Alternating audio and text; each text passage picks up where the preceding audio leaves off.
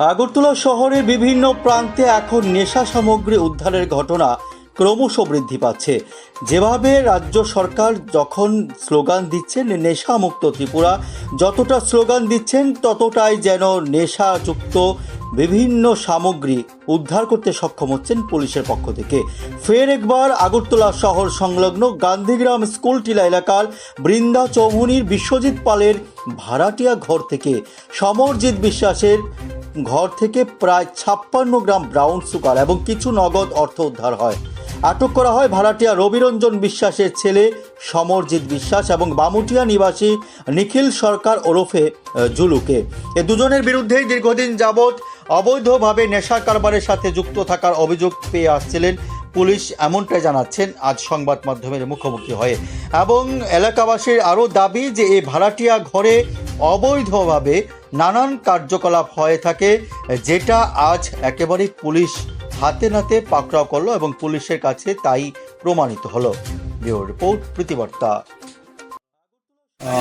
আজকে 15 সেপ্টেম্বর কুসি এয়ারপোর্টের কাছে একটা খবর আসে, গান্ধীগ্রাম স্কুল টিলা এলাকায় এক বাড়িতে কিছু এনডিপিএস আইটেম আছে। সেই সংবাদের ভিত্তিতে ওসি এয়ারপোর্ট পিএস স্টাফ নিয়ে ঘটনাস্থলে পৌঁছায় এবং পৌঁছে ওইদিকে রবিরঞ্জন বিশ্বাস নামে একজন লোক, উনি একটা বাড়িতে ভাড়া থাকেন। ওই বাড়িতে কর্ডন করে সঙ্গে সঙ্গে ওইখানে এনডিপিএস আইটেম আছে বুঝতে পেরে এসডিপিও আমাকে খবর দেয়। আমি সঙ্গে সঙ্গে ঘটনাস্থলে আসি। আমার সামনে এবং ইন্ডিপেন্ডেন্ট উইটনেসের সামনে ওনার ঘর থেকে ওনার ছেলে, যার নাম সমরজিৎ বিশ্বাস, ওর পজিশন থেকে দুটো পাউচ রিকভারি হয়, যার মধ্যে অনুমান 56 গ্রাম সাসপেক্টেড টু বি হেরোইন আমরা পাই এবং সঙ্গে 12,500 টাকা ক্যাশ ইন্ডিয়ান রুপিস আমরা সিজ করি। সমস্ত আইটেম ওনার পজিশন থেকে সিজ করা হয় এবং সঙ্গে আরেকজনকে আমরা আটক করি জিজ্ঞাসাবাদের জন্য।